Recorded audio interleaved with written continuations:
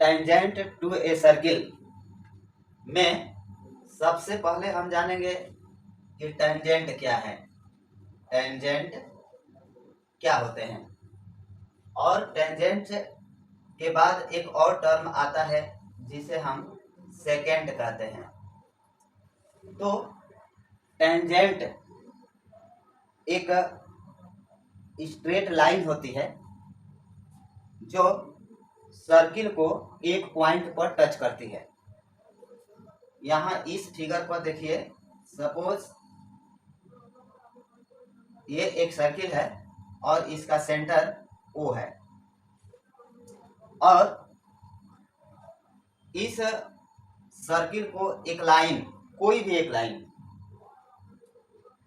यदि सर्किल के ऊपर, सरकमफ्रेंस के ऊपर एक पॉइंट को ही टच करती है, केवल एक ही पॉइंट को टच करती है, तो इस लाइन को, जो टचिंग लाइन है, उसी को बोलते हैं टेंजेंट। तो यहाँ से टेंजेंट हम कह सकते हैं कि tangent is a line which intersects a circle in exactly one point. तो वन पॉइंट पर इंटरसेक्ट करने वाली लाइन को ही टेंजेंट कहते हैं।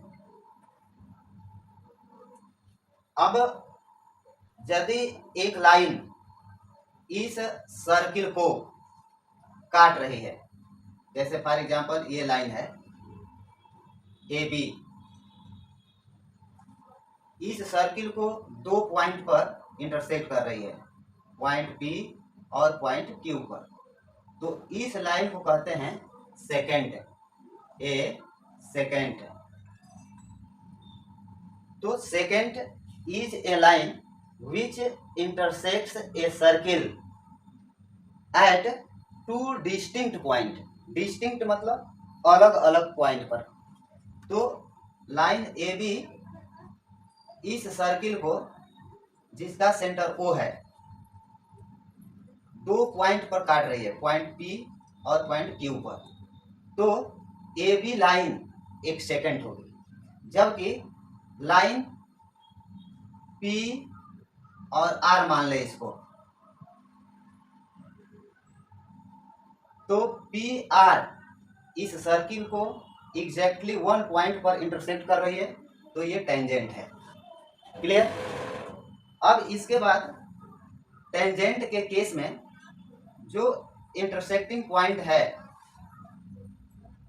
इसको यदि हम M मान लें, तो टेंजेंट PR के लिए जो पॉइंट M है उसको हम पॉइंट ऑफ कांटेक्ट कहते हैं।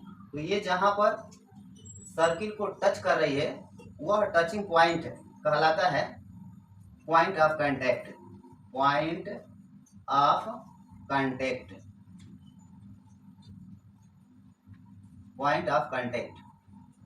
जबकि सेकेंड के केस में जो सर्किल को दो अलग अलग पॉइंट पर काटती है, तो इन दोनों पॉइंट को सेकेंड के केस में हम पॉइंट ऑफ इंटरसेक्शन कहते हैं। तो ये पॉइंट P और पॉइंट Q दोनों पॉइंट्स ऑफ इंटरसेक्शन है। इनको क्या कहते हैं? Point of intersection, point of intersection, intersection. तो ये पॉइंट्स ऑफ इंटरसेक्शन है, P और Q। इसके बाद टेंजेंट हम लोग समझ लिए, सेकेंड हम लोग समझ लिए।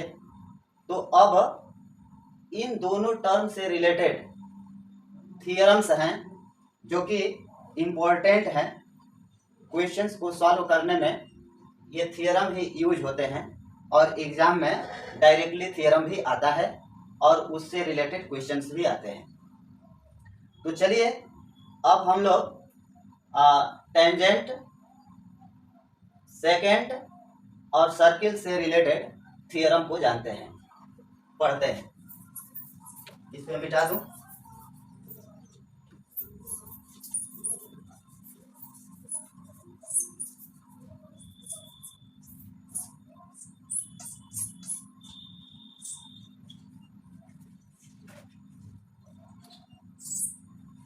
तो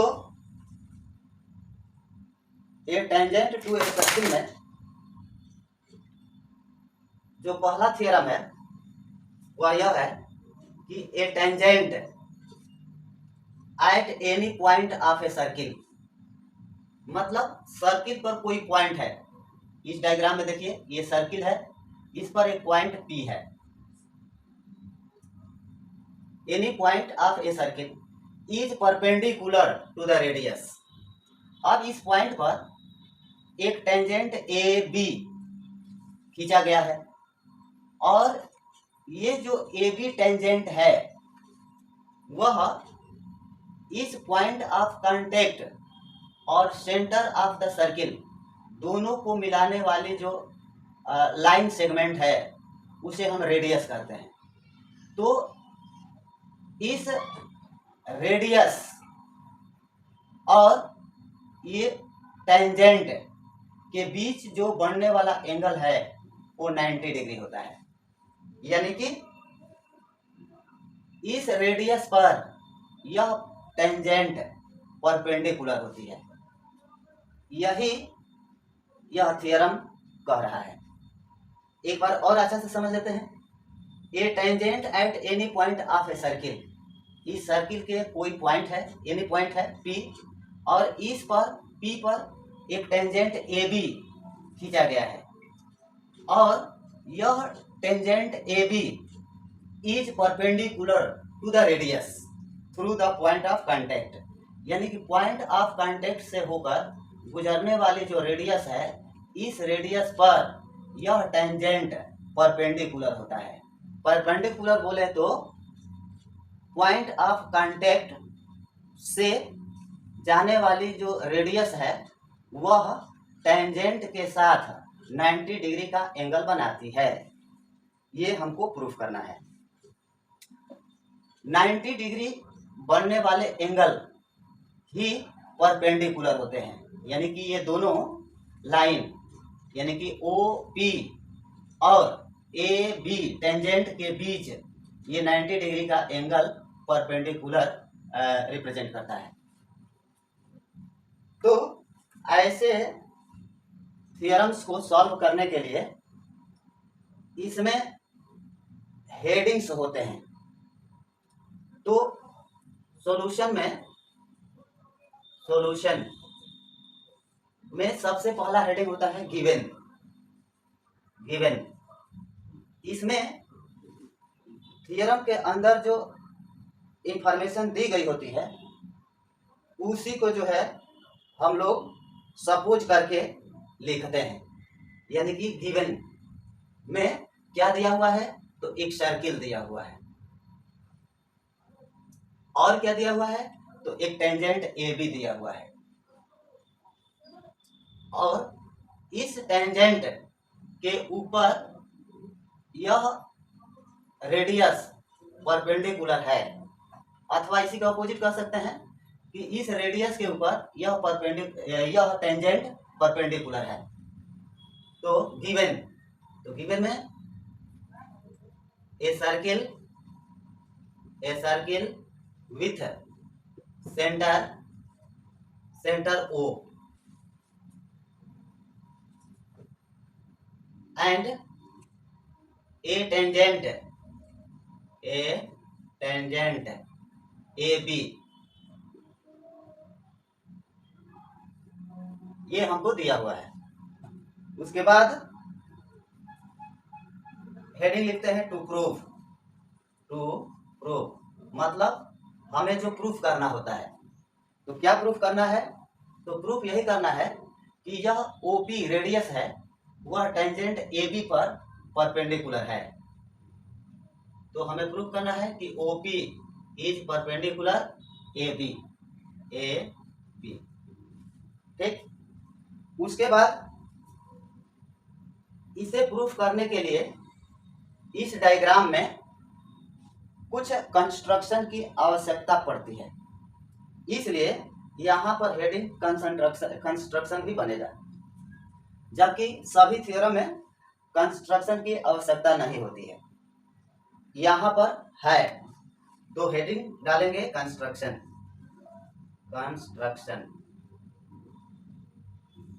और इस कंस्ट्रक्शन में हम क्या करेंगे कि टेंजेंट के ऊपर एक दूसरा पॉइंट आर लेंगे जो कि पी से अलग होगा और इस आर को सेंटर ऑफ सर्किल से ज्वाइन कर देंगे।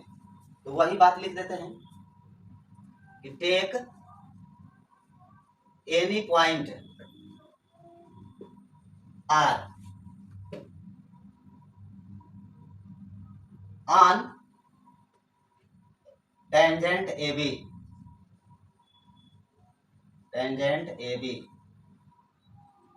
other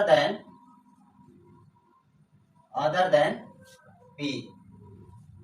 clear?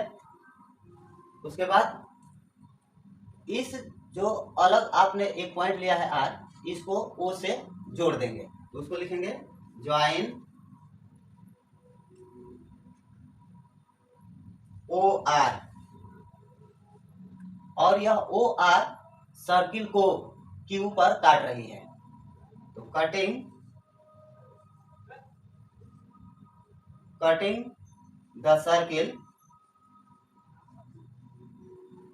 इन क्यू पर काट रही है। ये तो कंस्ट्रक्शन हो गया। उसके बाद अगला हेडिंग हम लोग लिखते हैं प्रूफ मतलब अब यहां से हम उसको साबित करेंगे कि जो ये थ्योरम है वो करेक्ट है। तो प्रूफ में हम जानते हैं कि OR is greater than OQ।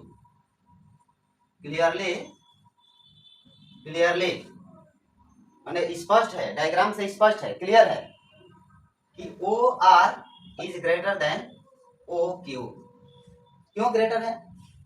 क्योंकि कोई भी लाइन, सपोज ये एक लाइन है AB, ये लाइन अपने टुकड़े से अगर यहां से आपने काट दिया तो इसके दो टुकड़े हो गए। तो जो टुकड़े होते हैं ना इस कंप्लीट लाइन से छोटे होते हैं। टुकड़े हमेशा छोटे होते हैं इंटायर से। तो यहाँ पर जो टुकड़ा है इसका एक, ये पूरे लेंथ से छोटा होगा। इसका मतलब कि पूरे लाइन के जो लेंथ होगा यह अपने किसी भी टुकड़े से अधिक होता है। इसका मतलब कि OR is greater than OQ, क्योंकि OR का ही एक छोटा सा टुकड़ा है OQ। तो इसकी OQ से OR सदैव लेंथ में अधिक होगा। क्लियर है? अब इसके बाद ये OR is greater than OQ और इस OQ के बराबर है OP। ये OQ और OP दोनों इक्वल लेंथ के हैं। क्यों? क्योंकि दोनों के दोनों इस सर्किल का रेडियस है। इसका मतलब कि OQ के जगह पर हम OP लिख सकते हैं। OP clear? अब इसके बाद आप देखेंगे कि OR OP से अधिक है। यदि आप इस पॉइंट R को P की ओर खिसकाते जाएं तो आप देखेंगे कि OR OP से बड़ा ही होगा, चाहे थोड़ा बड़ा। यहाँ पर तो बहुत बड़ा है। जैसे जैसे आप नजदीक आते जाएंगे P की तरफ, पॉइंट ऑफ कांटेक्ट की तरफ, तो OR की लेंथ घटती जाएगी, डिक्रीज होती जाएगी और आ करके पॉइंट P पर सबसे छोटी हो जाएगी। इसका मतलब कि जब पॉइंट R P पर कॉन्साइड हो जाएगा तो OR OP बन जाएगा।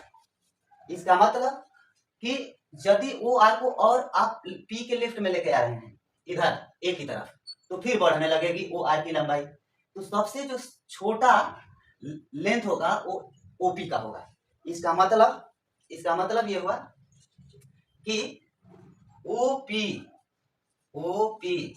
is less than any segment। Segment का मतलब होता है लाइन का टुकड़ा, एनी सेगमेंट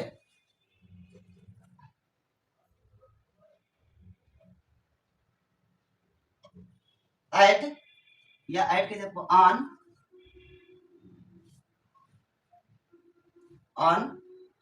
टेंजेंट फ्रॉम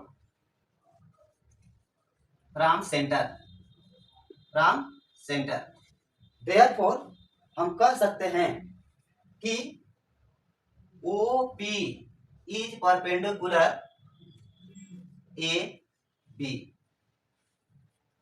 तो प्रूव्ड हो गया।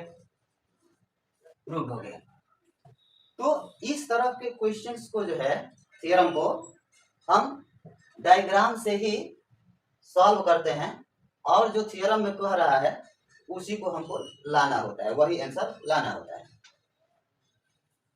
तो इसके साथ ही इसको आप लोग उतार लीजिए। Thank you.